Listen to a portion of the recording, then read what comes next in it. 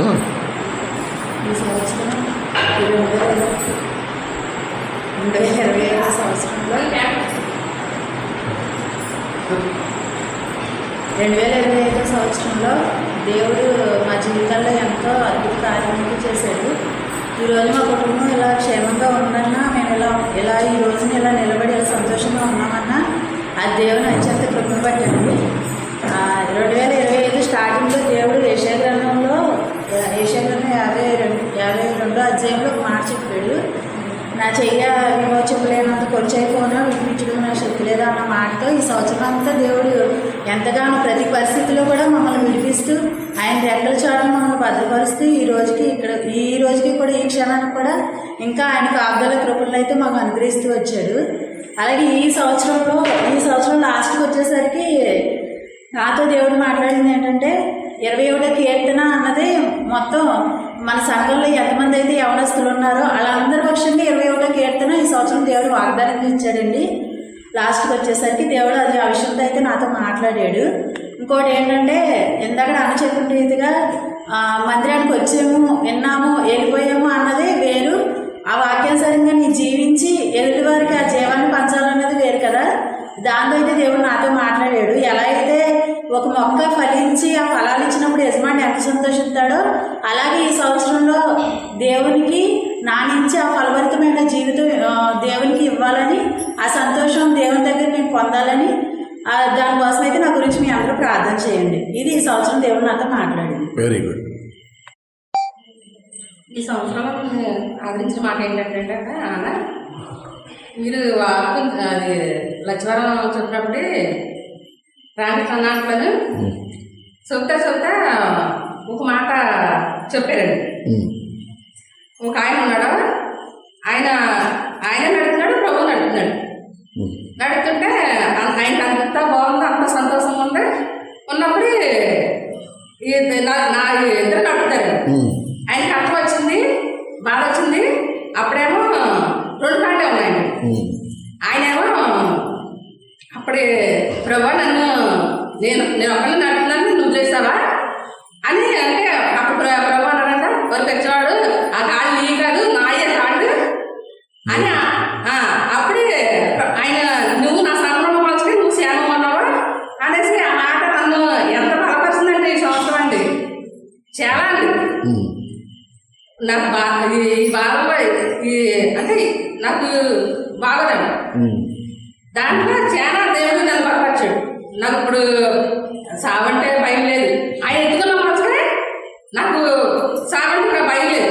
ఎప్పుడైనా చదువుతుంది, ఈ రోజునైనా రేపైనా ఎప్పుడైనా సావాల్సిందే. ఇక దాని భయపడటం ఏంటి, అది భయపడటం నాకు తీసుకోలేదు. ఆయన ఎత్తుకున్న మనసునే, ఆయన చేతుల్లో ఉన్న మనసునే నాకు భయం లేకుండా ఉంది.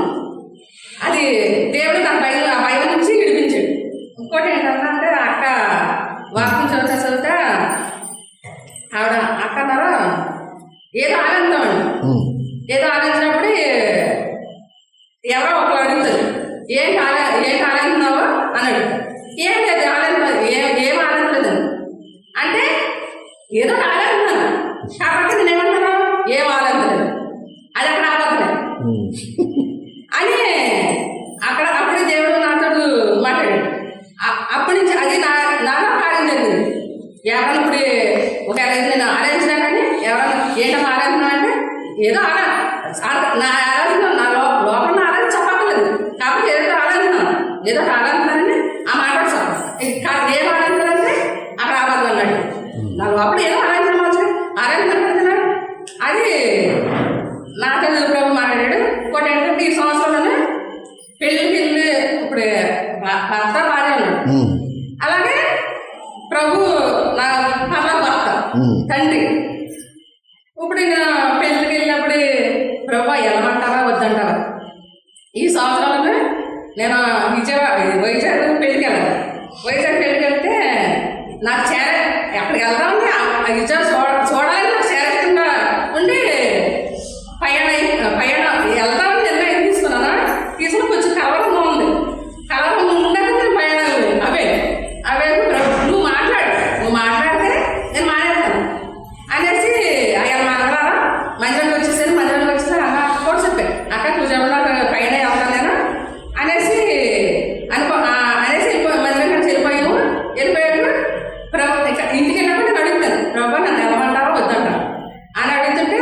ప్రభు కూర్చోబట్టి ఎంత ఎంత ఒక 9:30 8 పైన అండి ఎంత కూర్చోబట్టి పైన బట్టలుగా అది పైన అవ్వాలా.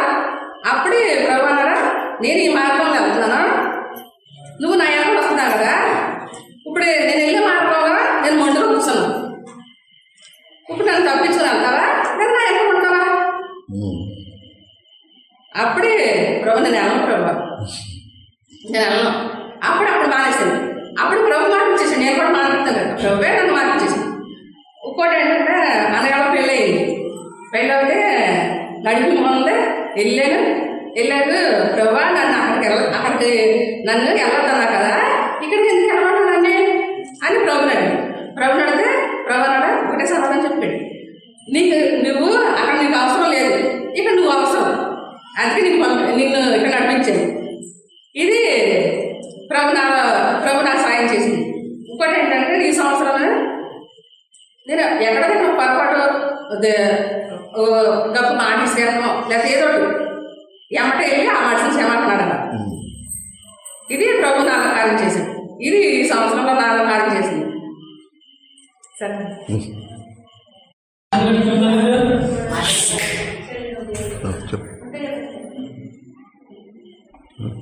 ఈ సంవత్సరం నాకు చాలా గండం దాటించాడండి దేవుడు. ఎందుకంటే కాసింటిగా ఉన్నానండి, నేను కాసింటికి వెళ్ళండి. అక్కడ అనుకోకుండా చాలా ఆయాసం వచ్చేసింది, చాలా కంగారు పడ్డారండి. తర్వాత మళ్ళీ అక్కడి నుంచి వచ్చి మందులు వాడతామండి, కానీ మళ్ళీ మా ఇంటికి వచ్చి ఒకసారి వచ్చిందండి. దేవుడు అలా కాపాడితే అప్పుడు నేను అనుకున్నాను, నాకు ఇంకేం కావాలి నాయన, నన్ను ఎందుకు బతికిస్తున్నావు, నాకు ఏదో వచ్చిన పని అయిపోయింది, ఇంకా నాకు కావాల్సింది నువ్వే కదా అని అనుకునేంత అలాగే ఉంది కదా. ఉంటేనే నాకు మాగన్ను కుంకట్లా ఉండగాను ఒక మాట పడింది, నీకేమీ అక్కర్లేదు, ఆకాశం ఉంది, నేనున్నాను కదా అని ఎవరికి మాట నాకు చెప్పినట్టు తుళ్ళుపడి మెరుగు వచ్చినప్పుడు నాకు బైబిల్ ఈ మాట జ్ఞాపకం వచ్చింది. తండ్రి నాయన నువ్వు నాతో మాట్లాడేవా, నన్ను బతికిస్తున్నావు, ఇంటికి బతికిస్తున్నావు, ఇలా మందులు వేసుకుంటా ఉన్నా సరే మళ్ళీ ఇలా వస్తుంది ఏంటా అని నేను చాలా బాధపడి తండ్రి చేసుకుని అలా ఉన్నాను. కూర్చో.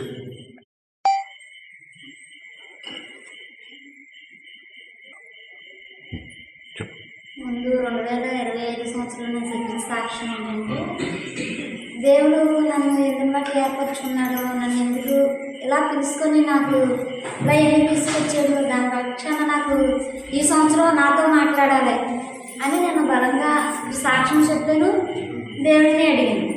అయితే వాకింగ్ ద్వారా నాకు వివరించి చెప్పడం కొంచెం కుదరకున్నప్పటికీ దేవుడు నాతో మాట్లాడేది ఏంటంటే ప్రతి ఒక్క విషయంలో అక్కలా మాట్లాడేది. అక్క వచ్చి ఎక్కువ ప్రార్థన, అక్కనైనా కలిసి ప్రార్థన చేసినట్టు ప్రతి విషయంలో నా సమస్య వచ్చినప్పుడు ఎప్పుడైనా నేను ప్రార్థన చేసుకుంటే అక్క నేను కూర్చొని ప్రార్థన చేసినట్టు, లేదంటే ఏదైనా మాట్లాడడం అక్క నాతో అలా దేవుడు దర్శించేవాడు. నా ఇంట్లో ఎన్నో సమస్యలు, పిల్లల విషయంలోనైనా నా కుటుంబం విషయంలోనైనా చాలా సమస్యలు అవి నేను దేవుడికి తప్ప మనుషులకు చెప్పుకోలేని సమస్య నేను చాలా ఇచ్చేసాను. కాకపోతే ప్రభా నువ్వున్న తప్ప నాకు ఎవరూ లేరు, నువ్వే నాకు సహాయం చేయాలి, నేను ఎవరికి చెప్పుకోలేను ఈ బాధ అనేసి నేను చాలా వేదంతో అయినప్పుడు దేవుడు నేను ఉండగా నువ్వు భయపడకు, ఎందుకు నువ్వు భయపడతా నేను ఉన్నాను కదా అనేసి ప్రతిసారి నాకు వాకింగ్ ద్వారా కాకుండా అన్న ద్వారా కానీ అక్క ద్వారా కానీ ఇలా మాట్లాడుతూ వచ్చేవాడు. అలా ఉంటుండగా చిన్నపిల్లల విషయంలో కూడా ప్రెగ్నెన్సీ వచ్చిన నేను చాలా భయపడ్డాను. నేను ఇదేంటి ప్రభా ముందు విషయంలో ఎంతో బాధపడ్డాం, మళ్ళీ ప్రెగ్నెన్సీ ఇప్పుడు ఎమ్మటే వచ్చింది, తీయించేసేదా నా ఆలోచన కదే తీయించేద్దాను అనేసి దేవుడు మళ్ళీ నాతో రామకృష్ణ అన్నయ్య గారికి ఇట్లా ప్రార్థన పెట్టినట్టు మాట్లాడి గర్భఫలం అనేది యెహోవా ఇచ్చిన ఇది, కానీ దాన్ని నువ్వు ఎలా ఇచ్చేస్తావు అనేసి అప్పుడు ప్రభు నేను మాట్లాడిన తప్పు ఇది, నా ఆలోచన తప్పు వస్తుందా, సరే నీ చిత్తం ఎలా ఉంది అదే నెరవేర్పు చేయమన్నాను. అనుకున్నాను ప్రార్థన చేసుకుంటే నా ఆలోచన ఏంటంటే నేను ప్రైవేట్ హాస్పిటల్ పిల్లలు తీసుకెళ్దాం అనుకుంటున్నాను. ప్రైవేట్ హాస్పిటల్ తీసుకెళ్ళిపోదాం గవర్నమెంట్లో ఇలా అయింది కదా అనుకునేదాన్ని. అయితే ఫాస్ట్ అన్న మళ్ళీ నాకు కల్లో ఎందుకు నువ్వు భయపడుతున్నావు, ఎక్కడికి తీసుకెళ్తావు, నువ్వు మళ్ళీ గవర్నమెంట్లోకే తీసుకెళ్ళి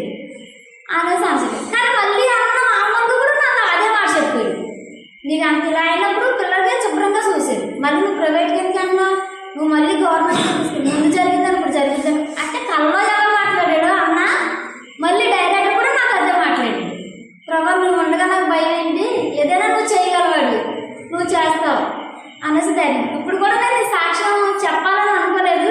కాకపోతే మళ్ళీ ఏంటంటే ప్రభావం నాకు ఏం మాట్లాడా ఈ సంవత్సరంలో అనుకున్నా. అయితే నేను మాట్లాడలేదు అంటావేంటి, నీతో ఇన్ని మాట్లాడాను కదా, నువ్వు అడిగేదానికి సమాధానం ఇచ్చాను కదా, నీలో ప్రార్థన శక్తి ఎక్కువ కావాలని నేను చెప్తున్నాను కదా, నువ్వు భయపడుతున్నా అంటే నేను బయట చేయాలంటే ఇంట్లో అయితే ఎంతైనా చేసుకుంటాను, కానీ బయట నేను చేయాలంటే భయపడుతూ ఉంటాను ప్రార్థన. దాని గురించి దేవుడి సంవత్సరం అంతా ప్రార్థన గురించే నాతో మాట్లాడాడు. అందుకని నేను ఎక్కువగా ప్రార్థన చేయాలని మీరు అందరూ కూడా నా కోసం ప్రార్థన చేయండి.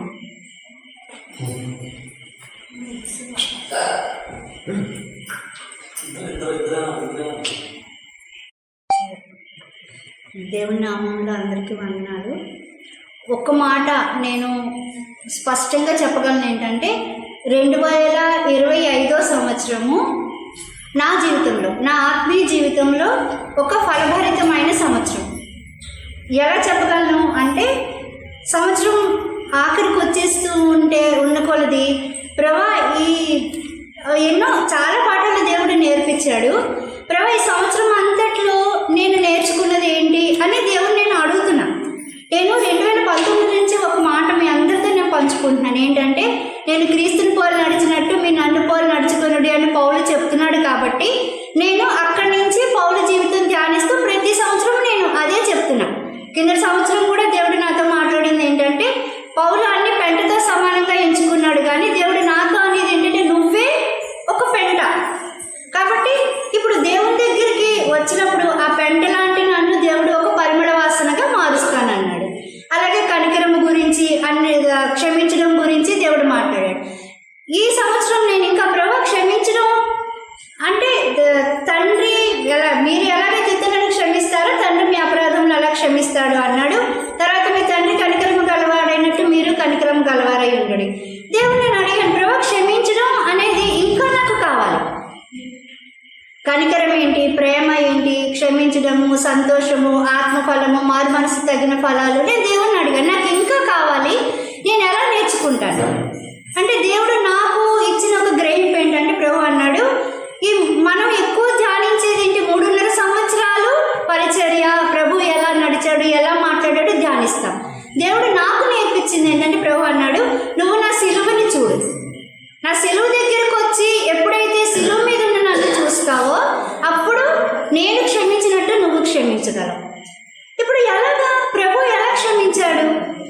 ప్రభు క్షమించినట్టు నేను క్షమించడం అంటే ఏం చేస్తే నేను ప్రభు క్షమించినట్టు నేను క్షమించగలుగుతున్నా? ఎందుకంటే ఆయన మనం అలా క్షమిస్తేనే కానీ మన పాపంలో ఆయన క్షమించిన దేవుడు మాట్లాడాడు. కాబట్టి అడిగితే దేవుడు హెబ్రీయులకు రాసిన పత్రిక 8వ అధ్యాయం ఇందాక కూడా దేవుడు మాట్లాడాడు ఆ మాట. ఒకసారి చూడండి. హెబ్రీయులకు రాసిన పత్రిక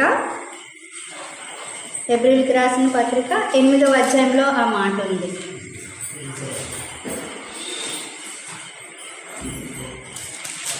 హెబ్రీ 8:12 నేను వారి దోషముల విషయమై దయ కలిగి వారి పాపములను ఇక ఎన్నడను జ్ఞాపకము చేసుకొనను అని దేవుడు సెలవిచ్చాడు. కాబట్టి ప్రభా నువ్వు క్షమించినట్టు నేను క్షమించడం అంటే నేను ఏం చేస్తే నేను అలాగ క్షమించగలను? ఎదుటివారు నన్ను అన్న మాటలు అవనియండి, చేసింది అవనండి, ఏదన్నా కానీ ప్రభు ప్రతిదీ క్షమించమన్నాడు. ఇప్పుడు క్షమించట్లేదు అని ఎలాగా తెలుస్తుంది? నా మట్టుకు నా గురించి నేను చెప్తున్నా. ఎలా తెలుస్తుందంటే కొన్నిసార్లు మనము వాడితో ప్రేమగా ఉన్నప్పటికీ కూడా వాడితో మాట్లాడుతుంటే వాళ్ళు చేసినవి మనకి జ్ఞాపకం వస్తూ ఉంటాయి. ఇది నా అనుభవం నేను చెప్తున్నా. మనం ప్రేమగానే ఉంటున్నాం, వాళ్ళతో సమాధానంగా ఉంటున్నాం, కానీ జ్ఞాపకం వస్తున్నాయి. నేను దేవుడిని అడిగాను ప్రభు నాకు అది మర్చిపోలేకపోతున్నాను ఎలాగా అంటే దేవుడు అన్నాడు నేను మర్చిపోతానని నేను చెప్పలేదు కదా, జ్ఞాపకము చేసుకోను అన్నాను. దేవుడు ఎప్పుడైతే ఈ మాటతో మాట్లాడాడో నేను నేర్చుకున్నది ఏంటంటే ప్రభా ఎదుటివారు నాకు చేసిన ఏదన్నా ఒక నెగిటివ్గా వ్యతిరేకంగా ఏది చేసినా ఇది నాకు జ్ఞాపకం రాకుండా నువ్వు సహాయం చేయి. ఇలాగ నేను దేవుని దగ్గర అడిగి ప్రార్థన చేసి క్షమించడం అనేది నేను నేర్చుకున్నాను. అలాగే కనికరము ఎప్పుడైతే ప్రభా నాకు అది జ్ఞాపకం రాకుండా చూడు అని నేను దేవుణ్ణి అడుగుతున్నానో అప్పుడు ఆ క్షమించే మనసుతో పాటు కనికరపడే మనసు కూడా ఆటోమేటిక్గా వస్తుంది. ఇది ఒకటి దేవుడు నాకు నేర్పించినది. ఇంకొకటి మనం ఎన్ని సంవత్సరాల నుంచి నేర్చుకుంటున్నది ఏంటంటే 0 అయిపోవాలి. అవునా? సూది బెజ్జంలో దూరినంతగా మనల్ని మనం తగ్గించుకోవాలి, సున్నా అయిపోవాలి. ఎలాగ ప్రభువా నాకు అలా అవ్వాలని ఉంది. పౌలు ఎలాగైతే నీ ఎదురుగుండా సున్నా అయిపోయాడో నేను అలా అవ్వాలని ఉందంటే దేవుడు స్పష్టంగా ఒక మాట మాట్లాడాడు ఏంటంటే ఫస్ట్ విశ్వాసం దగ్గర నుంచి మొదలు పెట్టాడు. నీకు అసలు విశ్వాసమే లేదు. అదేంటి ప్రభా విశ్వాసం లేదంటావేంటి నువ్వు? విశ్వాసం లేకపోతే అసలు నా జీవితంలో ఇన్ని జరుగుతాయా? నువ్వే అన్నావు కదా, నీ నమ్మక చొప్పున కలుగును కాక అన్నావు కదా, విశ్వాసం లేదంటావేంటి? అప్పుడు ఎఫెసీయులకు రాసిన పత్రికలో దేవుడు అన్నాడు, వారికి విశ్వాసం ద్వారా కృపచేతనే రక్షింపబడి ఉన్నారు, ఇది మీ వలన కలిగినది కాదు, దేవుని వరమే. దేవుడు అన్నాడు, నేను పెడితే నీలో ఆ విశ్వాసం వచ్చింది. కాబట్టి విశ్వాసం నా విశ్వాసము. ఇప్పుడు నేను నీ నమ్మక చొప్పున అంటున్నానంటే అది నీ మీద ఉన్న ప్రేమను బట్టి, నా పనిలో నేను చేసిన దాంట్లో నిన్ను కూడా నేను వాడుకోవాలి అనేది నా ఆశ కాబట్టి నేను అలాగంటున్నాను. అక్కడ విశ్వాసం నుంచి మొదలుపెట్టాడు. తర్వాత ఇంకొకటి దేవుడు నాతో మాట్లాడింది ఏంటంటే అపోస్తల కార్యాలు చూడండి. అపోస్తల కార్యాలు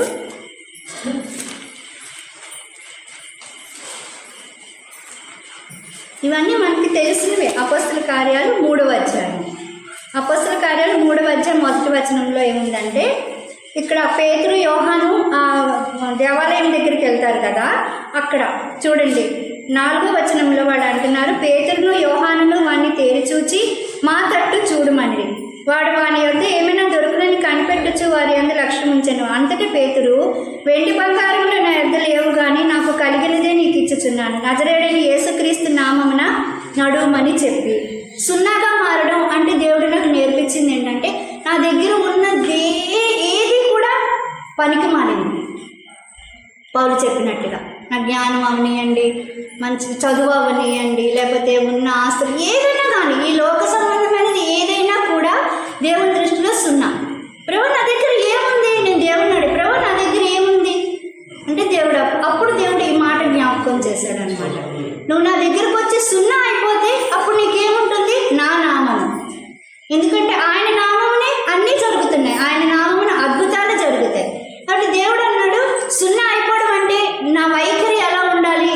దేవుని దగ్గర అవనియండి, ఎవరి దగ్గర అవనియండి, నా వైఖరి ఎలా ఉండాలి అంటే నా దగ్గర ఏమీ లేదు, నేను సున్నా, నాకు ఉన్నది ఒక్కటే, దేవుని నామం నేను కలిగి ఉన్నాను, యేసు ప్రభువుని కలిగి ఉన్నాను, ఇది తప్ప ఇంకా ఏది నాది కాదు, ఇంకా ఏది నాది కాదు. దేవుడు అన్నాడు అలా అయితే అప్పుడు నువ్వు సున్నా అవుతావు. అందుకే చెప్తున్నాను కదా, ఈ 25 సంవత్సరాలు నేను మారు మనసు పొందిన దగ్గర నుంచి ఈ 25 సంవత్సరాలు దేవుడు ఏదైతే నాకు నేర్పించాడో, నేను ఏదైతే నేర్చుకున్నానో అందులో ఒక 80% వరకు నాలో కార్యసాధకం అవడానికి దేవుడు 2025 అద్భుతంగా సహాయం చేశాడు. దీన్ని బట్టి దేవుడికి నేను ఎంతైనా థ్యాంక్స్ చెప్పుకోగలను.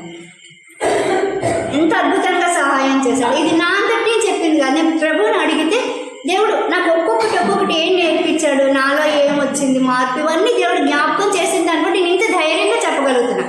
ఇంకా 20% ఏమో జీవితకాలం పట్టొచ్చు, నేను ఇప్పుడు అయిపోతుందని చెప్పలేను. కానీ మీరందరూ నా కోసం ఒకటి ప్రార్థన చేయండి, అంటే ఏదైతే నేర్చుకున్నానో ఇది 100% ఫలించాలి. అలాగే ఇంక దేవుడు నాతో మాట్లాడింది నేను ఎలా ఉండాలి అంటే గల్తీయులకు రాసిన పత్రిక 1వ అధ్యాయం 24వ వచనం మంగళవారం దేవుడు మాట్లాడాడు, నన్ను బట్టి వారు దేవుణ్ణి మహిమపరచిరి. ఈ అనుభవంలోకి నేను రావాలి, దేవుడు నన్ను ఈ అనుభవంలోకి నడిపించాలి. కాబట్టి నేను నేర్చుకున్నది ఏంటంటే పూర్తిగా సున్నా, ఏమీ లేదు నా దగ్గర, ఉన్నది ఉత్తి యేసు ప్రభు తప్ప, ఆయన పేరు తప్ప నా దగ్గర ఏమీ లేదు.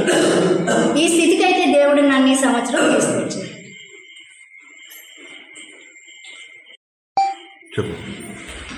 మీ అందరికీ వందనాలండి. దేవుడి నామమున ఈ 2025 సంవత్సరం అంతట్లో దేవుడు నాకు నేర్పించింది. నేను నేర్చుకున్నది ఏంటంటే మీరందరికీ తెలుసు మాకు కొట్టు ఉంది కదా, ఆ కొట్టులో కానీ మందు వస్తుంది, వచ్చినప్పుడల్లా మా ఇంట్లో ఎప్పుడో ఒకటి 10 రోజులు జరిగేది. ఏంటంటే వచ్చిన వాళ్ళు అందరూ కూడా ఎందుకంటే ఇద్దరు క్యాచ్ చేసుకుంటారు, ఆగండి అంటారు. ఎందుకంటే ఏ చిన్న ఒక్క మాట వచ్చినా సరే ఈయన ఏంటి కంగారు ఎంత చిందుకున్నాడు వస్తే 2 ముగ్గురు వచ్చారనుకో గమ్ముని ఇచ్చేయాలని కంగారులోని కసురుకుంటాడు. నాకు ఎంతమందిలో నన్ను ఎందుకు కసురుకుంటాడో నేను కోపపడి ఉండేదాన్ని. ఆ సంవత్సరం 2025 సంవత్సరంలో నేను ఏమనుకున్నానంటే, చిచి దేవుని పని చేస్తున్నాం, ఎప్పుడు చూసినా ఇంక ఇలాగేనా, ఆయన మాట అయితే ఈదులోకి వినపడదు అన్న. ఎన్నోసార్లు ఈ వాక్యం ద్వారా నన్ను చాలాసార్లు నాకు ఈ వాక్యంలో నేను ఎంతో పట్టుబడ్డాను. ఆయన మాట ఈదులో వినపడదు, ఈదులోకి వచ్చి అరవడం. ఆయన మాట నాకు ఎంతగానో నన్ను ఆ మాట ద్వారా నేను నేర్చుకున్నది ఏంటంటే, ఇలా మాట్లాడటం మూలంగా దేవునికి ఎంతో అవమానం వస్తుంది. ప్రతి వాళ్ళు వచ్చిన వాళ్ళందరూ ఏంటంటే, ఆగండి మీరు ఇద్దరు ఎవరో దెబ్బడుతున్నాయి, మీరు ఆగండి అది ఆయన అమ్మని అనుకుంటే ఇద్దరికి చిరాకు వచ్చేసింది. చిచ్చి అందరితో చెప్పించుకోవడమేనా ఏంటి తలకాయ పోటీ అనేసి చాలా బాధపడ్డాను ఆ సంవత్సరం అంతట్లోని. 2025లో మట్టికి ఏమైనా సరే దేవుళ్ళో నేను ఒకటి ఎదగాలి అని ఆయన మాట్లాడినప్పుడల్లా నేను ఏం చేసేదానంటే లోపల నుంచి ఒకటి చేసేదాన్ని. ఆయన తిట్టుకున్నప్పుడల్లా నేను ఒకటి చేసేదాన్ని. ప్రభువా నా భర్త తెలియక చేస్తున్నాను ఆయన, క్షమించిన ఆయన, నా భర్తలో కార్యం చేయను ఆయన అని అంటుంటే నేను ఎలా నేను లోపల ఆయన బయట అంటుంటే నేను లోపల అనుకునేదాన్ని. వెంటనే దేవుడు అలా 3 నెలల్లో దేవుడు కార్యం చేశాడు. అతనిలోని ఇప్పుడు ఈ సంవత్సరంలో సనుగుళ్ళు లేవు, గనుగుళ్ళు లేవు, అరుచుకుంటారు లేవు, ఫిర్యాదులు లేవు. ఎవరో వచ్చా ఏంటంటే మీరేం మాట్లాడ అని కూడా లేదు. ఎంతకన్నా దేవుడు ఈ సంవత్సరం దేవుడు ఆ కార్యం చేశాడు నా భర్తలో. నా గురించి కాదు నేను చెప్పి, నా భర్తలో చేశాడు ఆ కార్యం. నేను చూశాను, ఆయన చూశాడు, నేను ఆయనలో కనిపెట్టాను. పర్వాలేదు మా ఆయనకి ఇంట్లో చెప్పించబడ్డాను. నేను ధైర్యం మీ అందరి ముందు నేను చెప్పగలను. ఇంకా ఏంటంటే 2025లోని నేను మందిరంలో ఒక అక్కతోని మన పాస్టర్ గారితో మాట చెప్పాను. ఏమన్నానంటే, అక్క రోజు వచ్చి నేను ప్రార్థన చేసుకుంటాను అక్క అంటే, నాతో పాటు ఆవిడ కూడా ఒక 7 రోజుల వరకు ప్రార్థన చేసింది. తర్వాత నాకు ప్రతి నాకు భారం అనిపించట్లేదే, నువ్వు చేసుకోవాలి అని అప్పటి నుంచి 3 నెలలు ఆపకుండా చేశాను. రోజు వచ్చి ప్రార్థన చేసుకునేదాన్ని. నేను ఒకటి అడిగేదాన్ని, ఏమని అడిగానంటే, ప్రభువా మా మందిరంలోని అనేక మంది ఉన్నారు, కానీ ఇంకా దేవుని పరిచర్య, దేవుని ఫలభరితమైన పరిచర్య పిల్లలు యవనస్తులు ఉన్నారు, ఎక్కడికి వెళ్ళట్లేదు, మేము ఏమి చేయలేకపోతున్నాం. కానీ ఈ సంవత్సరంలో సరే ఏదో ఒకటి చెయ్యాలి నాయన అనే ఆశతో నేను దేవుని మందిరంలో ప్రార్థన చేయడం మొదలుపెట్టాను. ఏమని, ఇలా చెయ్యాలి, ఎలా అయినా సరే చెయ్యాలి, పిల్లల్లో దేవుడు ఎక్కడికో చోటు తీసుకెళ్ళాలి, ఏదో చెయ్యాలి, ఎంతైనా సరే ఫలించాలి, ఎంతో కొంత ఫలించాలని నాకు కోరుకుంది. అలాగే 3 నెలలు జనవరి, ఫిబ్రవరి, మార్చి 25 మా అబ్బాయి పెళ్ళయింది. పెళ్ళైన తర్వాత మేము శుభలాఖలు ఇచ్చుకుని వెళ్ళాము ఆకివిడని. అప్పటికే ఈయన ఒకసారి 2 సార్లు వాళ్ళ అన్నయ్య వెంట వాళ్ళ అన్నయ్యతో దేవుడు తనతో ఏదో మాట్లాడాడని, దేవుడు ఏదో మాట్లాడాడని అని చెప్పాడు. కానీ ఎప్పుడు తరచుగా నాకు మట్టుకు ఒక కళ వచ్చింది. ఆడికి వెళ్ళినట్టు, ఆడికి తిరిగినట్టు దేవుని మాటలు చెప్పినట్టు నాకు వర్తమానం మాట్లాడిపోతే ఏంటి ఇలా అనిపిస్తుందంటే, అక్కడ నుండి వచ్చాను కదా, ఏదో నాకు అలా అనిపించేస్తుందేమో, నాకు ఏంటి ఇలాంటి పదుపు ఇలాంటి మనసు వస్తుంది ఏంటి అనుకునేదాన్ని. కానీ సంపూర్ణంగా నాకు ఏమో దేవుని పని అని కూడా అనుకోలేదాన్ని కాదు. ఎప్పుడు కూడా దేవుని పని అసలు అనుకునేదాన్ని కాదు, ఎక్కడైనా సరే దేవుని పని అనుకునేదాన్ని కాదు. ఎందుకంటే దేవుడు చెప్పాడు వెళ్ళి పరిచయం చేయమంటే మాకే వచ్చు, చదువు లేదు, ఏమీ లేదు, జ్ఞానం లేదు.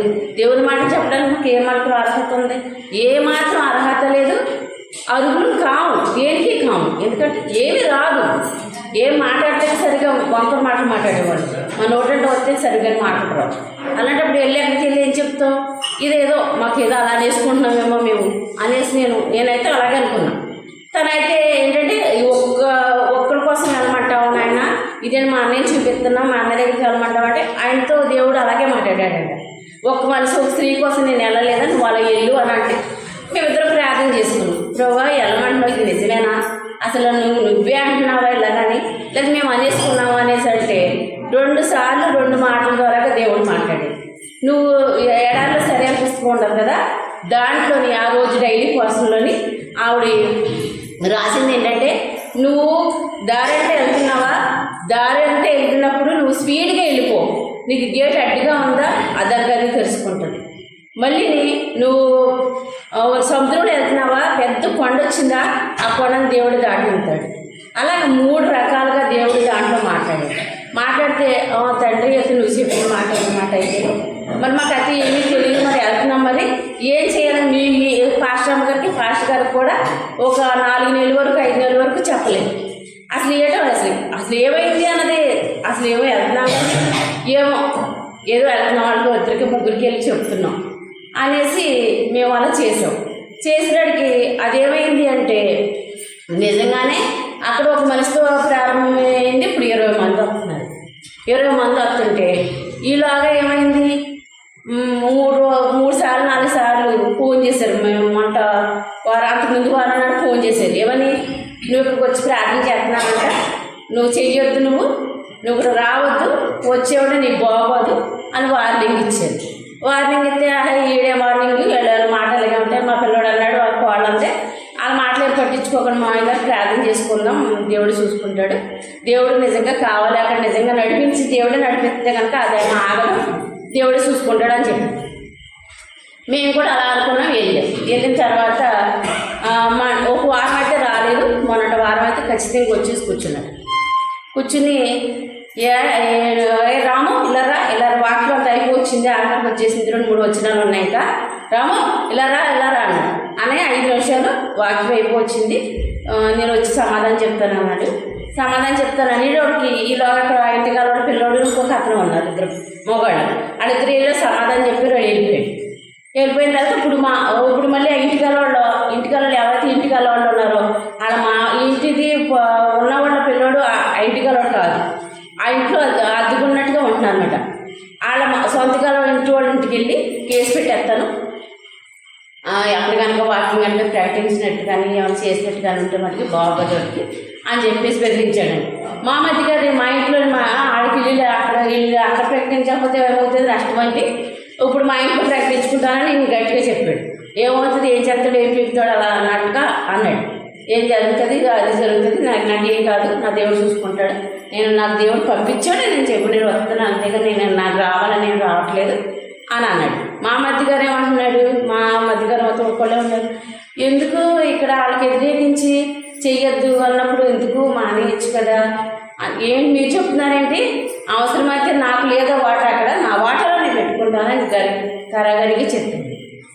అక్కడ ఎందుకు అలా జరుగుతుంది అంటే, ఈయన ఒక మాట అన్నాడు, ఎక్కడన్నా తల ఉంటే చాలు, చిన్న మందిరంలో కట్టుకుని అంటే కూర్చోడానికి యాపం అవుతుంది, కడదాం అన్నట్టుగా వాళ్ళ దగ్గర ఆ మాట అంటడం ద్వారా ఏంటంటే మొత్తం ఆనోటికి మొత్తం అక్కడ ఉన్న వాళ్ళు అందరూ ఎలాంటి వాళ్ళు అంటే ఒత్తి విగ్రహారాధికులు. ఎవరు నన్ను నమ్మరో, ఎవరైనా వచ్చినా కనీసం ఆ ఇదిలోంచి అక్కడ బయట నుంచి వస్తారు, ఎవరైనా సేవలు 2-3 నమ్ముకున్న వాళ్ళు ఉన్నారు ఆ వాడకట్లో. వాళ్ళ కోసం వచ్చినోడు కూడా రానివ్వరాడు, అడ్డం కొట్టేసి ఎక్కడికెళ్తున్నావు నువ్వు దీనికి మీటింగ్ పెడతాం. కానీ ఒకప్పుడు ఈ మనిషి మా ఇంటి ఎదుర్కొండగా కోటేశ్వరం మనవుడు చనిపోయింది. ఆవిడ నమ్ముకున్న వస్తే ఒరే బాబా రాంబాబా మీటింగ్ పెట్టుకోవాలి, రాంబాబా నువ్వు ఎవరినో మనకమ్మ అని బతుకు అనుకునేవారండి. ఇప్పుడు అప్పుడు అదే సిచ్యువేషన్లో ఇప్పుడు ఈయన గారికి వచ్చింది. అలా బతుకు అనుకుంటున్నారు. అప్పుడు అలా ఉండేది. ఇప్పుడు కూడా ఎవరైనా వచ్చినప్పుడు ఎవరైనా వస్తారంటే ఊరుకునే పర్లేదు, రాంబాబు కాబట్టి రాము కాబట్టి ఊరుకుంటున్నాం. కానీ ఎవరైనా వచ్చి వాటికి శర్మలు వచ్చేసి ఇవ్వడం అని గట్టిగానే వార్నింగ్ ఇచ్చింది. ఇప్పుడు మీ అందరికీ ఎందుకు చెప్తున్నానంటే, అక్కడ ఉన్న వాళ్ళందరూ విగ్రహారాధికులు, వాళ్ళందరూ రక్షించబడాలని మా ఆశ, కోరిక. అక్కడ దాంట్లో మా బావగారి కోసమని మేము వెళ్ళాం. అలాగలాగే 20 మంది దాకా వస్తున్నారు. అక్కడ జరగకుండా ఉండాలని అపవాది చాలా పన్నాగాలు పన్నుతున్నాడు. కానీ మీరు అందరూ ప్రార్థన చేయండి, దేవుడు సాయం చేస్తాడు. దేవుడు అయితే మట్టికి ఆ పరిసరం మట్టికి ఆగదు. దేవుడు అంటే ఇప్పుడు పూర్తిగా అక్కడ ఇది ఇలా జరుగుతుంది అలా జరుగుతుంది అని అన్నయ్య గారిని కూడా తీసుకెళ్ళి చేద్దామంటే సరిగ్గా అక్కడెక్కడి నుంచో అక్కడెక్కడి నుంచి ఆ మందిరం నుంచి వచ్చి కూడా ఏదో ఒక వారానికి 1 రోజు వెళ్తున్నాం. కానీ సరిగ్గా వచ్చి నిలబడి వీళ్ళు ఎలా ఉంటారో ఏంటో తెలియదు కదా అనేసి మేము ప్రార్థన చేసుకుంటున్నాం. కానీ అన్నయ్య గారిని కూడా తీసుకెళ్ళి అక్కడ అన్ని మామూలుగా చేద్దాం అనేటికి ఇలా జరిగింది. అందుకు మీరు ప్రార్థన చేయండి. ఇంకొక ఆవిడ మా తోడుకోవడం ఇంకొక ఆవిడ ఉంది, ఆ శివర్ అన్నమాట. మేము ఉన్న కాడికి కొంచెం శివరికే ఆవిడ అందరికీ పెట్టుకోండి, ఇంకా మీకు ఎటువంటి ఆటంకం ఉండదు అని అంటుంది. కానీ ముసలోళ్ళలో కొంతమంది ముసలోళ్ళు ఉన్నారు. ఇక్కడి నుంచి రావాలంటే కష్టం వాడికి. అందుకు ఏంటంటే అందరూ రావాలి అంటే అక్కడ నిలబడాలంటే మా ఆశ ఏంటంటే ఎక్కడో అక్కడ చేస్తే బాగుంటుంది కదా అనుకుంటున్నాం. కానీ మా ఆస్తి అయితే కాదు, కానీ దేవుని చిత్తం ఏదైతే జరగాలని మీరు అందరూ ప్రార్థన చేయండి. అందరూ ప్రార్థన చేయండి. ముందు ఏ మనిషి అయితే అంటున్నాడు ఆ మనిషి మారినట్టు మీరు అందరూ ప్రార్థన చేయండి. మరి ఇంకోటి ఏంటంటే ఈ సంవత్సరం నెలాఖరులోకి సంవత్సరం అంతట్లో కూడా ఎన్నో మందులు వేసుకుని ఆయన చాలా ఆరోగ్యం పాడు చేసేసుకుంటే పాస్టర్ గారు రోజు మా ఇంటికి వచ్చి ప్రజల ఇంకేమీ మందులు మానవేంటే ఎన్నిసార్లు అసలు ఇంక మందులతో చచ్చిపోతావు నువ్వు అని తిడితే నేను అక్క నాకు సిరాకు వచ్చాను, నాకు ఈ మందులు మింగలేకపోతున్నాను, ప్రతిసారి నాకు వెళ్ళారంటే 10,000 అయిపోతున్నాయి, ఈ సంవత్సరం మందులు వేసుకున్నాక దేవుడు ఎలా ఉంటే అలా నడిపిస్తాడు, ఏం చేస్తాడు అది చేస్తాడు అంటే సరేనే ప్రార్థన చేయండి అక్కడ నేను ఆవిడ చెప్పాను ప్రార్థన చేస్తానులే అంతే. కానీ సంవత్సరం ఎలాగో వచ్చినట్టుకల్లా ఏమైందంటే నాకు ఊరిని గుండెలోని వారంతా పట్టేసి చేయి పైకి లేకుండా చేసేసాడు. ఎవరో మీ దగ్గరికి వెళ్ళినట్టుకల్లా ఏమన్నారంటే ఎవరమ్మా ఆయన ఆదిత్య డాక్టర్ దగ్గరికి వెళ్తే అన్నాడు ఏదో గుండెలో ఏదో అయిపోయింది, మెదడుకి ఏదో అయిపోయింది అన్నట్టుగా రిపోర్ట్లు వచ్చినాయి అని కంగారు పడిపోయింది. అన్నయ్య గారు కంగారు పడిపోయింది, అక్క కంగారు పడిపోయింది. ఏమవుతుందో ప్రజలకు ఇలాగైంది అని. సంవత్సరం అంతా దేవుడు ₹1 ఖర్చు అవ్వకుండా ఉంటే సంవత్సరం నెలకు వచ్చినడికి 20,000 రూపాయలు ఆ హాస్పిటల్ పోయాలని అపవాది నన్ను ఏదో రకంగా అలా దాంట్లో పొంగదీయాలని చూసింది. సరే ఆయన అలా అన్నాడని చెప్పారు. తెల్లారేమో గుండె డాక్టర్ తీసుకెళ్తాం మిమ్మల్ని అని అన్నయ్య గారు అక్క కూడా వచ్చారు. ఇద్దరు వచ్చి అన్నారు. ఇద్దరును సరే మేము కూడా వస్తాం రావే బాబు చాలా తేడాగా ఉన్నదా అంటున్నారు అని అన్నారు. వచ్చారు, వాళ్ళు కూడా వచ్చారు. ఆ రోజు పొద్దున్నే ఉదయం నాకు ఇలా చెప్పుకున్న మాటలన్నిటిని బట్టి నాకేమనిపించిందంటే నాకు ఏదో అయిపోయింది అంటున్నారు. తండ్రి అసలు ఏమైందో నువ్వు చెప్పు, నువ్వు మాట్లాడంటే ప్రార్థన చేసుకుంటే ఎవరికైనా ఏదైనా జరిగినా ఏదైనా ఉన్నా నాకు కలవరం కింద వచ్చేస్తుంది. ఆ కలవరంలో ఏంటంటే అది వాళ్ళకి నిజంగా జరుగుతుంది అన్నట్టు అలా కలవరం వచ్చేస్తే నాకు ఏమనిపించట్లేదు. వీళ్ళందరూ అనుకుంటున్నారు నాకు ఏమనిపించట్లేదు. పొద్దున్నే ప్రార్థన చేసుకుందామని లెగుతూ వీడికి ఆయన స్వరం ఏర్పడుతుంది, నీకేమీ అవ్వలేదు, నేనున్నాను కదా, నేను నీకు తోడుగా ఉన్నాను, నీకు ఏమీ అవ్వదు, నీకేమీ కాదు అన్న మాట నాకు వినపడింది. నాలో నేను అనేసుకుంటున్నానేమో బాబా టైం ఎంత అయిందంటే నువ్వు బాగలేదు అన్నావు కదా, టైం నేను లేకపోవట్లేదు, 5 అయిపోయింది, 5 అయిపోయింది, నువ్వు సరిగ్గా ఎదిగానంటే బాబా నాకు ఇలాగా నిలబడుతుంది అన్నాను. అదే నీకు ఏమీ లేదులే, నీ అనుమానం తీరిపోతే ఊరికి టెస్ట్ చేయించడానికి వెళ్దాము, అన్నయ్య గారు కూడా వస్తానన్నారు కదా అని అన్నారు. అలా చేసింది. అలా జరిగింది. మరి లాస్ట్ నెలాఖరు రోజుల్లో దేవుడు అలాగా నన్ను ఆ విషయంలో కూడా దేవుడు నాకు సాయం చేశాడు. ఏది లేదన్నారు, దేవుడు మంచి ఆరోగ్యం ఇచ్చాడు. మా కుటుంబం గురించి కూడా ప్రార్థన చేయండి. మా పెద్ద పిల్లోడు జపాన్ వెళ్తున్నాడు. ఆ బిడ్డ మరి అక్కడ ఎలా ఉంటుందో అక్కడ వాతావరణం ఎలా ఉంటుందో తెలియదు కాబట్టి ఆడి గురించి కూడా ప్రార్థన చేయండి. పిల్ల మళ్ళీ ఇక్కడికి వచ్చేస్తానంటుంది, ఇక్కడ ఉంటుంది మాతో. ఆ బిడ్డ గురించి ప్రార్థన చేయండి. రాంబాబు గురించి కూడా ప్రార్థన చేయండి. ఈ సంవత్సరంలో దేవుడు నాకు చేసిన కార్యాలు ఎన్నో చేశాడు, కానీ ఎన్నో చెప్పలేదు, కొన్ని చెప్పానమాట. అలాగా ఈ సంవత్సరంలో దేవుడు నడిపించాడు. ఒక సంవత్సరంలో 2026లో దేవుడు చేయవలసింది ఏంటంటే ఫలాల గురించి చెప్పాడు, ఆత్మీయ ఫలాల గురించి చెప్పాడు. అలాగా ఫలాల్లో ఏదో ఒకటి కనీసం కున్నన్న ఫలించాలన్న ఆశ ఈ సంవత్సరంలో ఉంది. ఫలించాలి. ఎందుకంటే చిన్నపిల్ల సండే స్కూల్ పిల్ల రోజున ఏదో ఒక తప్పు వచ్చునని చెప్పానని, ఏంటంటే ఇది తప్పు చెప్తున్నావు అని అంటే ఎంతో ఏడ్చాను. ఎందుకు ఏడ్చానంటే సరిగా చెప్పలేకపోతున్నాను ఆయన, పిల్లలతో కూడా చెప్పించుకుని ఇలాగా నన్ను ఉంచేవాను ఆయన. ఇక అలా కాదు, చదవాలి, ఏమైనా సరే చదువుకోవాలి, అలాగే వాక్యానుసారంగా జీవించాలి అని ఆ పిల్లలకు చెప్తున్నాను. నేను సరిగా లేకుండా పిల్లలకి ఎలా చెప్పగలుగుతున్నాను అంటే నేను సంపూర్ణంగా ఉండి పిల్లలు చెప్పాలి.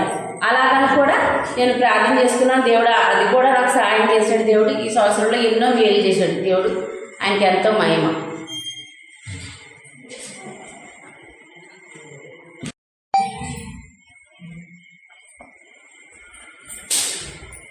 మీ అందరికీ నా వందనాలండి. దేవుడికే మహిమ కలిగించాలి. నేను అంతగా సాధ్యం చెప్పుకోవడానికి క్లియర్గా చెప్తానండి. ఈ 2025లో దేవుడు నాకు నేర్పించింది ఏంటంటే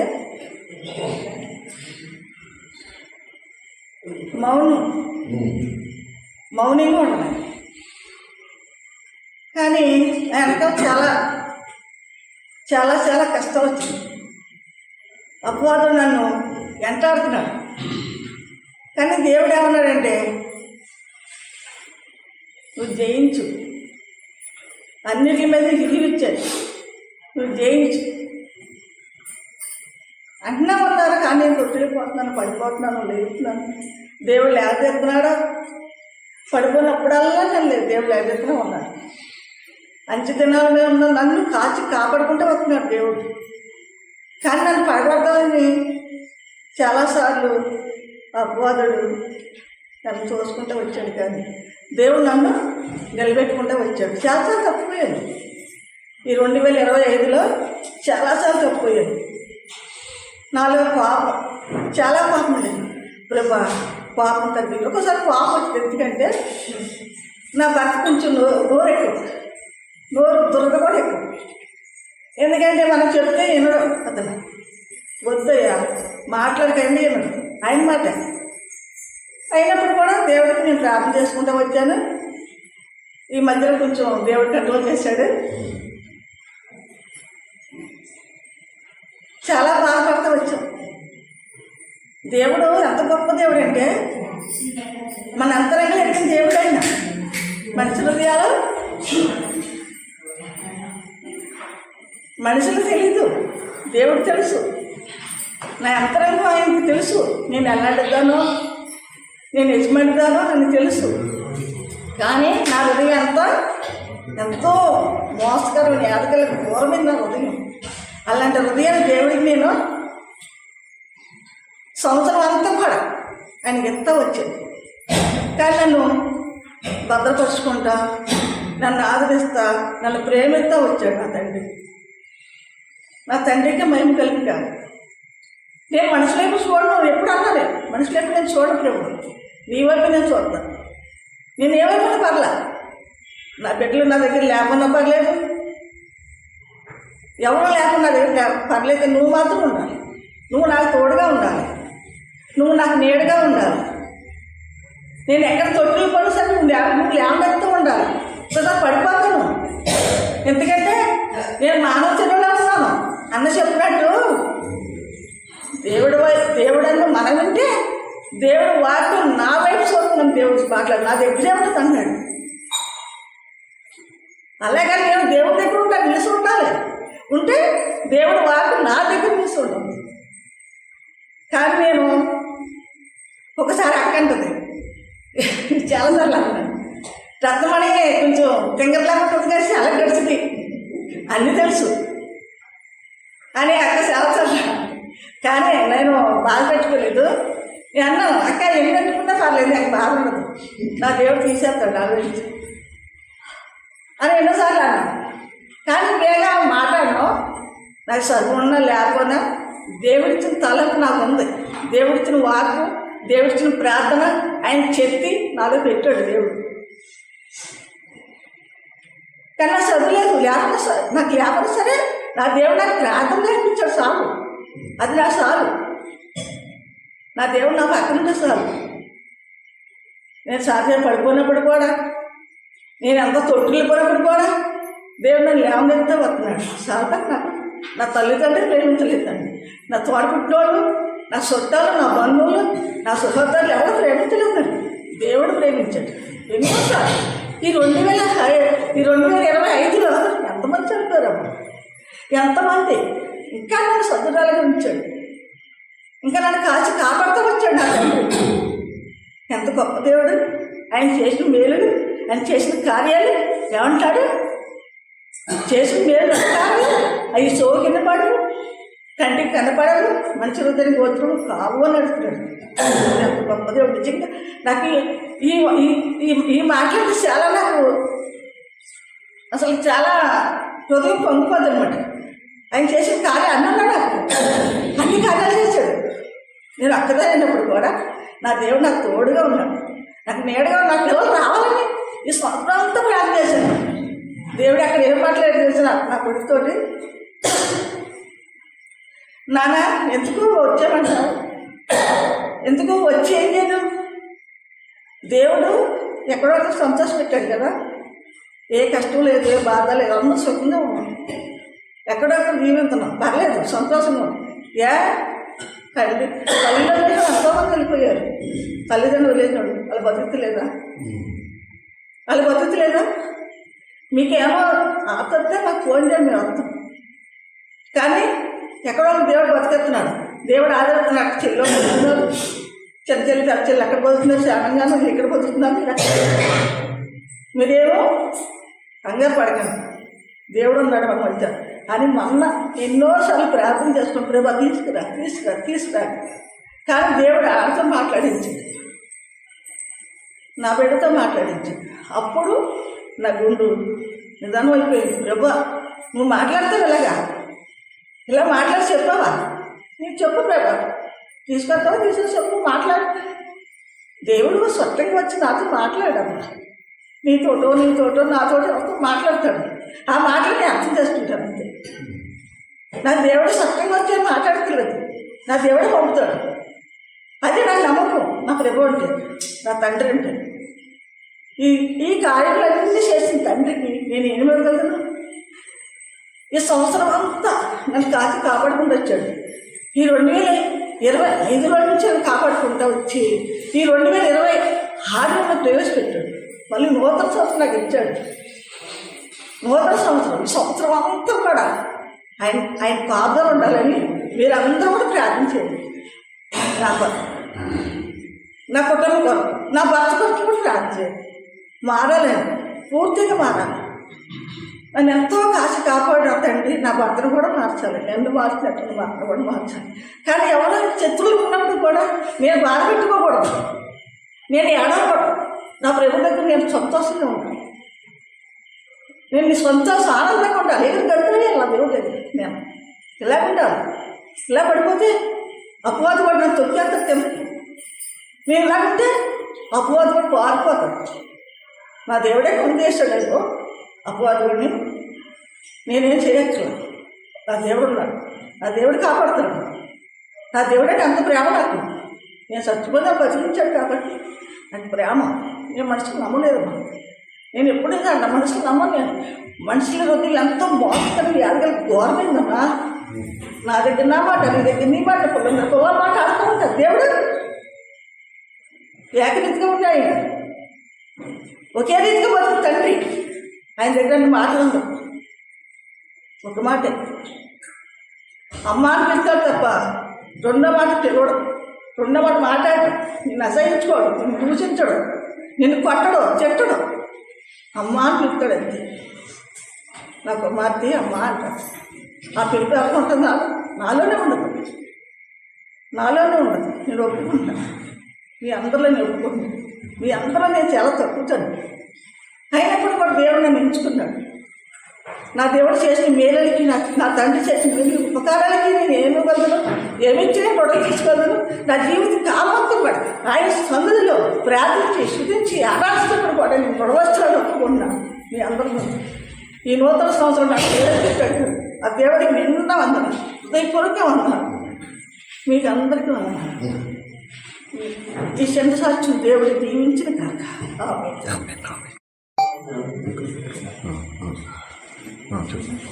మీ అందరికీ వందనాలు. దేవుని కృపను బట్టి దేవుడికి ముందు నిండా వందనాలు. గడిచిన సంవత్సరం అంతా నా బిడ్డలందరికీ ఎంతో కాపుదలు ఉంచాడు. నేను ఒంటరినైనా నా తోడే నిలిచాడు. ఎన్నోసార్లు నేను పడిపోతున్నాను, లేపుతున్నానని లేవనెత్తి నా తోడుండి నేను పరిస్థితుల వైపు లోకం వైపు చూడకుండా నా కన్న తండ్రినని ఆయన ఒత్తిడిలో నన్ను దాచుకొని నన్ను ఓదార్చి నా బాధల్లో, నా సంతోషంలో, నా ఎన్ని నమ్మితే నన్ను ఎన్ని తట్టి నడిపించిన నా తండ్రికి నిండా వందనాలు, స్తోత్రాలు. అలాగే మారు మనిషి పొందుతాకి ఎన్నో సంవత్సరాల నుంచి మా వాళ్ళు అందరూ కూడా అక్కవాళ్ళు కానీ ఎవరైనా తీసుకోవాలన్నా నేను తీసుకోలేదు. దేవుడు సమాధానం వచ్చాక నేను తీసుకుంటాను. ఒకవేళ తీసుకొని నేను పడిపోయి మళ్ళీ దేవుడికి అమ్మని వస్తే అది ఏ సమయంలో ఉందేంటి అన్నదే నాకు అది చెడ్డ పేరు. ఆ తండ్రి పడుతుంది, ఆ తండ్రికి నా వల్ల చెడ్డ పేరు రాకూడదని నేను చాలాసార్లు అలాగే తీసుకుందని ఆగిపోయాను. ఓసారి వెనక పిల్లి మా వాళ్ళందరూ మీటింగ్కి వెళ్తుంటే రా అన్నారని నేను వెళ్తే మన వాళ్ళు ఇక్కడ వాళ్ళు పంచాంగంగా కాలనీలోకి ఏమైతే ఒక 7 చేతులు ఎత్తాక వాళ్ళందరూ కలిసి ప్రార్థన చేశాక 3వ రోజు కాడిచి మా చిన్నవాడికి నొప్పి మొదలెడితే నొప్పి వచ్చేసి పిల్లడు తట్టుకునేవాడు కాదు అసలు. తట్టుకోకపోతే నేను హాస్పిటల్ అమ్మటే ఇంకా పరుగు పందులు మొదలైంది. అపోదకుండా నేను పడగొడతాంటే పరుగు పందు మొదలెట్టేటప్పటికి సర్లే అని ఏంటి ప్రభు ఏంటి నాకు అసలు ఈ మార్మంది తీసుకుంటే మళ్ళీ ఒకవేళ నేను పడిపోతున్నాను మార్మంది తీసుకున్నాను నాకు ఇంతే నా బిడ్డగా ఇలా కష్టాలు వచ్చేసింది నేను తీసుకోకుండా ఉండవలసిందేమో ఎంత తీసుకున్నాను అని నా మనసు కలవరం పెట్టేస్తే అలాగ అపోదకుండా నన్ను వాడుకుంటున్నాడేమో అనుకోను. మా అమ్మ నా చిన్నప్పుడు మా అమ్మ మా నాన్న మా అన్నయ్య అందరూ మారుమనిషి పొందారు. మారుమనిషి పొంది ఆడ లోపల వైపు చూసి మళ్ళీ తప్పుపోయి మొత్తం జీవితం అంతా కుటుంబం అంతా అల్లకొల్లాలు అయిపోయింది. నాన్న చనిపోయాడు, అమ్మ చనిపోయింది, అన్నీ చనిపోయాడు.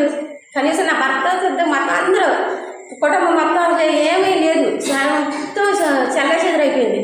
ఒకవేళ నేను కూడా అలా పడిపోతానే ముందు నా బిడ్డ నిలబడదు నాలో నిలబడదని నాకు ముందే నా జీవితంలో నా బిడ్డ ద్వారా మా అత్తగారి ద్వారా నాకు అనుమతి ఇచ్చాడు. అంటే నేను మార్మనుషులు పొంది నేను నిలబడ్డానని నా తండ్రి నాకు పరీక్ష చేశాడు. ఆ విషయంలో అయితే నాకు చాలా తోడన్నాడు. మా పిల్లడు చిన్నవాడు విషయంలో అడిగి ఇంకా ఎన్ని హాస్పిటల్ తిరిగాను, బీవరం తిరిగాను, గుడికి తిరిగాను, విజయవాడ తిరిగాను. ఎక్కడికైనా నేను ఎవరికి చెప్పదని కాదు.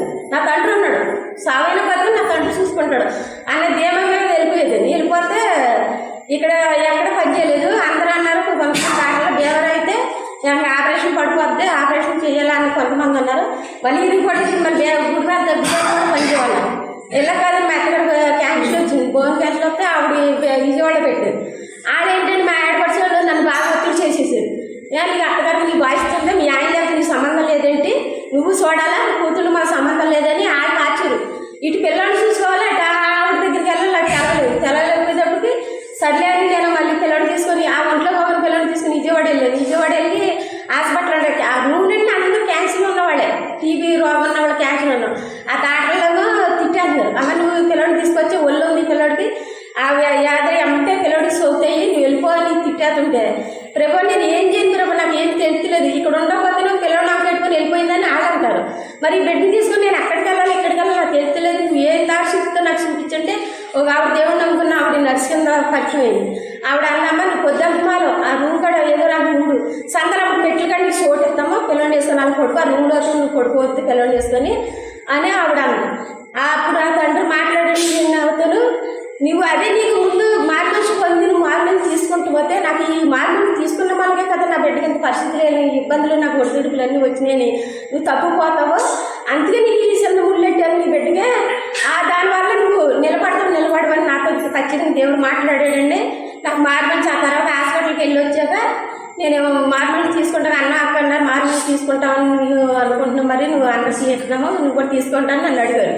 సరే అన్న నేను తీసుకుంటానండి, ఇప్పుడు నాకు దేవుడు సమాధానం ఇచ్చాడు, నేను మనస్ఫూర్తిగా నేను కావాలని తీసుకుంటానండి. నేను తీసుకొని మళ్ళీ నేను ఎక్కడ పడిపోకూడదు, పడిపోకుండా నాకు తండ్రిని నన్ను నిలబెడతాడే. మా అమ్మ మా నాన్న కుటుంబం ఎలాగోతో అయిపోయింది, ఆ కుటుంబంలో నేను అవ్వకూడదు, నాకు ఎప్పుడు దేవుడు తోడు ఉండాలి, నేను మనుషుల వైపు లోకం అయిపోతే నేను చూడకూడదండి అని నేను తీర్మానం చేసుకున్నాండి. మా అనుభవించి పొందుతాను సాయం చేశాడు దేవుడు.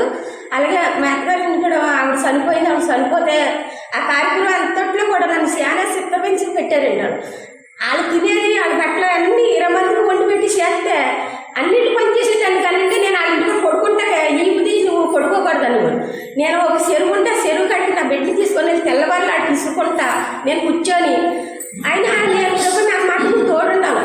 వాళ్ళు ఏమన్నా ఏం చేసినా వాళ్ళు అవ్వకుండా నన్ను ఎక్కడ వాడుకున్నా నాకు అన్నది ధైర్యం ఇచ్చి నాకు మోగుని ఇచ్చి నాకు ఓర్పునైనా వాళ్ళు నేను ప్రేమించే మనసుకినైనా నేను ఇక్కడ ఉన్నాను చూపు నువ్వు ఉంటేనే నేను ఉండగలను, నువ్వు లేకపోతే నేను ఉండలేను, నిమిషం కూడా నేను అక్కడ నిలవలేను ప్రభు అని నేను అడిగింది. నాకు తండ్రి నాకు ఇచ్చాడు. అలాగే నేను మార్మల్స్ పొందాను 2025లో. నేను ఎక్కడ తొలిపోకుండానైనా ఈ 2026లో తండ్రి నామానికి ఎక్కడ అవమానం తేకుండా నా అంతరంగంలో నేను నీతిగా బతకాల, దేవుడికి అర్పణ గల జీవితం అంతా ఈ సంవత్సరం ఈ 2026లో నా జీవితం అంతా దేవుడికి అర్పణగా ఉండాలి. మనుషుల వైపు లోపల వైపు నేను చూడకుండా తండ్రి వైపు ఎంచో నా తండ్రి చెంత నా తండ్రి నాలో ఉన్నాడని నాతో ఉండాలి నా తండ్రి. అలాగని నన్ను దీవించి అందరు కూడా తండ్రి నిలబడాలి, నేను ఎక్కడ పడిపోకూడదని మీరందరూ నా కోసం ప్రార్థన చేసి నా బిడ్డల కోసం. అలాగే మా పెద్ద కుమారుడు బయట దుబాయ్ వెళ్ళాడండి, మరి ఆడు అక్కడ అపోచేతులు ఎక్కడ సిక్కుపడకుండానైనా నరుల కోసం సోదరులో పడకుండా ఆడు దేవుడు కాపుదలు ఎప్పుడు ఉండాలని మీరు అందరికీ ప్రార్థన చేయండి. మా పర్లోక తండ్రికి సంఘంలో ఉన్న ఆత్మీయ తల్లిదండ్రులకు, నా సహోదరులకి, నా సహోదరులకి నా హృదయపూర్వకంగా మీకు కృతజ్ఞతలు చెప్తున్నాను.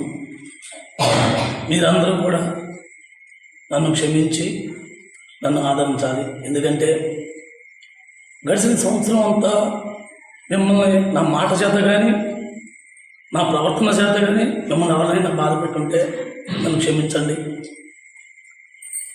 అయితే దేవుడి గడిచిన సంవత్సరంలో నాలో చేసిన కార్యాలు, నాకు చేసిన మేళ్ళు గురించి కొన్ని మాటలు మీతో పంచుకుందామని నేను అనుకుంటాం.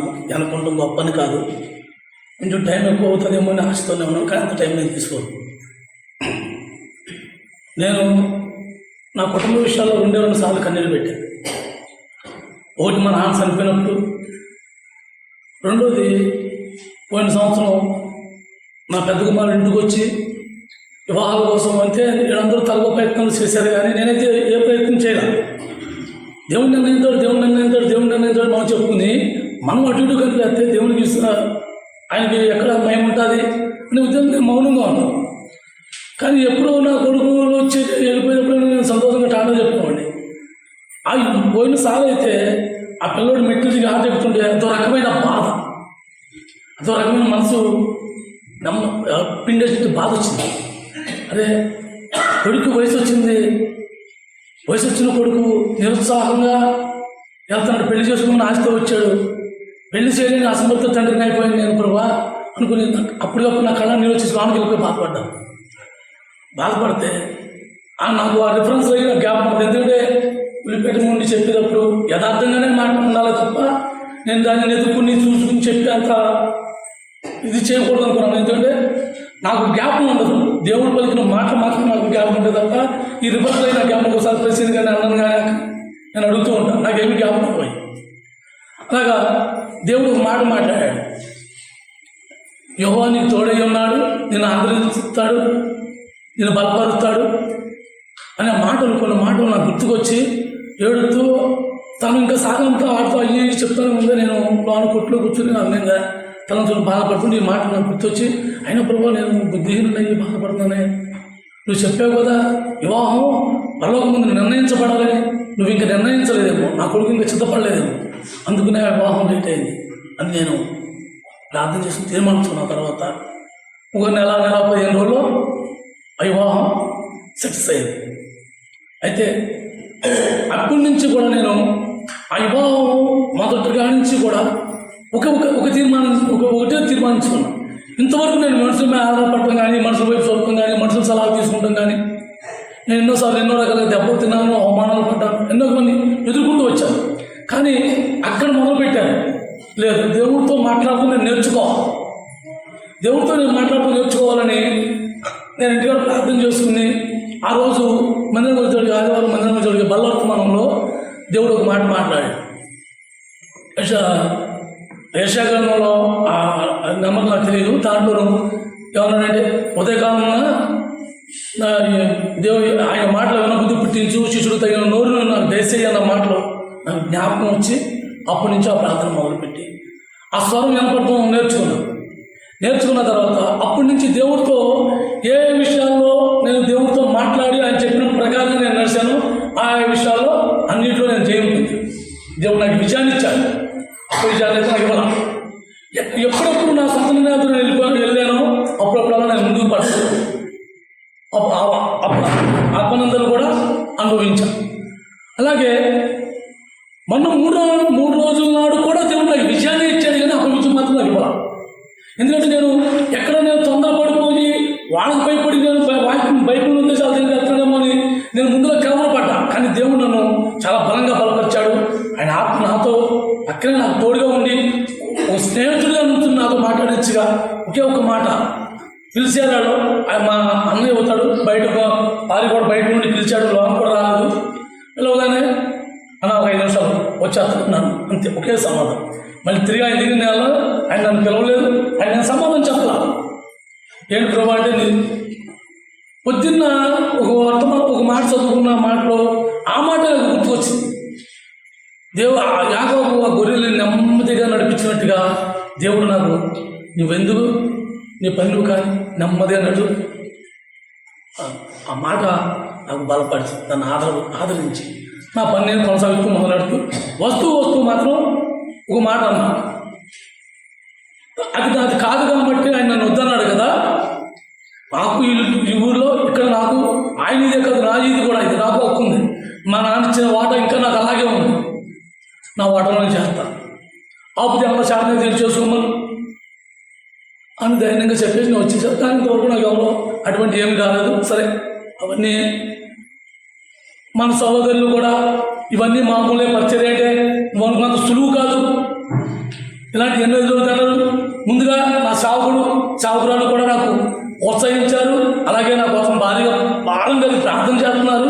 ఒకటి, ప్రతి విషయంలో కూడా నువ్వు ఇక్కడ నడుచుకోవాలి, ఇలా నడవకూడదు, ఇలా చేసుకోవాలని నన్ను ప్రతి విషయంలో కూడా ప్రోత్సాహం. ముందులో అయితే నాకు బాధ అనిపించేది. ఏంటి మందిలో ఉండగా నాకెందుకు చెబుతారు? నేను తప్పు చేస్తే నాకు వచ్చి చెప్పచ్చు కదా, ఎందుకు అందరూ బహిరంగంగా చెబుతాను, నేను బాధపడేవాడు. తర్వాత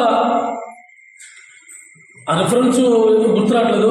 అప్పుడు దేవుడు ఒక మాట చెప్పాడు, నువ్వు ఈ కొండ ఎక్కిరా. ఆ కొండ ఎక్కిరా అన్నాడు. ఏంటో నేను ఆలోచన కూర్చుంటే ఒకసారి వెనక్కి తిరిగి చూసుకున్నా. వీళ్ళు ఎందుకు ఎత్తుకెళ్తున్నారు, నాకే ఎందుకు చూస్తున్నారని చూస్తే అప్పుడు మార్గం కనిపించింది నాకు. అప్పుడు కనిపించింది నా దారి, అయ్యేసే దారి. అప్పుడు కనిపించింది, అంతమంది ఉన్నప్పుడు కూడా యేసుప్రభు ముగ్గురిని ఎలాగైతే తీసుకెళ్ళాడో అలాగే నన్ను ఏర్పరచుకుంటా నాకు అప్పగించాడేమో, అప్పగించాడు నన్ను. అందుకు నన్ను నలకొట్టకి నాకు పెట్టేదేమో అనుకున్నాను. అందుకనే నాకు ఈ దారి కాపాడుతుందేమని అప్పుడు నేను తీర్మానించుకుని అప్పుడు నా ప్రయాణం కొనసాగిద్దాం మొదలు పెడుతుండగా అక్కడ ఆగివిడి గురించి అంతా మా ఆవిడ నా భార్య చెప్పింది. అదంతా కూడా వాస్తవమే. అయితే ఈ మధ్యకాలంలో ఈ సంవత్సరంలో మేము ఆత్మీయంగా నేర్చుకున్నది ఏంటంటే, నాకు నేనుగా చెప్పుకోవడం కాదు, కానీ నా భార్య అయితే మాత్రం నా శస్త్రత్వాన్ని ఇచ్చేసింది. అలాగే నేను ఏ విషయంలో అయితే నేను బాధ్యత లేకుండా ఉండేవాడు, ఆ బాధ్యత నాకు అప్పగించింది. అలాగే నేను తీసుకున్న నిర్ణయానికి అది దేవునికి మహిమకరంగా ఉంటుందనే ఒక నమ్మకం, విశ్వాసం తనలో కలిగి దాన్ని నాకు ప్రోత్సహిస్తూ ఇంతవరకు నన్ను నడిపించింది. అయితే ఈ సంవత్సరంలో ఇంతవరకు నేను ఆత్మీయ జీవితంలో దేవుడు చూపించిన మార్గాన్ని, దేవుడు పలికిన మాటలని నేను నేర్చుకోవడానికి ఇంతవరకు కొనసాగుతూ వచ్చాను. అలాగే ఒక నెల క్రితం, నెల 15 రోజులు అవుతుంది ఈ వర్తమానం అన్నయ్య గారు చెప్పి. ఏ వర్తమానం? నువ్వు గెచ్చమనే తోటలో ఉన్నావా, ఈదోని తోటలో ఉన్నావా? నువ్వు ఈదోని తోటలో ఉంటే నీకు సుఖ సంతోషాలు, వైభవాలు, నీ ఆనందం, సంతోషం నీకు అన్నీ ఉంటాయి. నువ్వు ఈదోనిలో ఉన్న గెచ్చమనిలో ఉంటే నీకు నరుకుడు తప్పదు. ఏది నిర్ణయించుకుంటావు నీ ఇష్టం. ఓ చావుకు, ఓ విశ్వాసి, ఇది నీ ఇష్టం అనే మాట నాకు బలంగా తాకింది. ఆ మాటతో నేను నరికించుకోవడానికి ఇష్టపడ్డాను. ఆ మార్గం నేను ఎంచుకున్నాను. దయచేసి నా కోసం అందరూ ప్రార్థన చేయండి. అలాగే నా శరీరాన్ని నేను నెలకొట్టుకుంటా కూడా ఇష్టపడను. నేను 10 సార్లు ప్రతి ఆదివారం వర్తమానం ముందు నేను ఒకే ఒక మాట మాట్లాడుతూ ఉంటాను. ఎందుకు మాట్లాడుతున్నావు, అది దేవుడు ఎందుకు పలుకుతాడో నాకు అర్థం కాదు, కానీ అర్థమవుతుంది. మనం క్రైమ్ చెల్లించాలనే మాట అది వాస్తవం. ఎందుకంటే నా జీవితంలో నేను ఆ క్రైమ్ చెల్లించుకుంటూ వస్తేనే ఇప్పుడు నేను ఎలా నిలబడగలుగుతున్నాను. ఎవరైనా వస్తే నా దేవుడిని నేను బయలుపరచగలుగుతున్నాను తప్ప నా ద్వేషాన్ని కానీ, నాలో ఉన్న కోపాన్ని కానీ నేను చంపేసుకుని నేను బయలుపరచడానికి నాకు అర్హత లేదు అనే తీర్మానంలో నా శరీరాన్ని నేను నమ్ముకోవడానికి ఇష్టపడి నేను ముందుకు సాగుతున్నాను. దయచేసి నా కోసం కూడా ప్రార్థన చేయండి. మీ అందరూ ప్రార్థన నాకు చాలా అవసరం. ఎందుకంటే మన సంఘం నుంచి మన సేవకులను పోరాటాన్ని పెట్టి సాటి ద్వారాలు తెలిసింది. ఆ ద్వారాలు అపవాదిని కొన్నాగలుకున్నా ఆ ద్వారాలు దేవుడు తెరవబడ్డ ద్వారాలు ఎవరో వీలేడు. కాకపోతే మనకు ప్రార్థన భారం మనకు అవసరం. కాబట్టి అందరూ ప్రార్థన చేయండి. ఈ సాక్ష్యం దేవుడు ఆశీర్వదించుకుంటారు.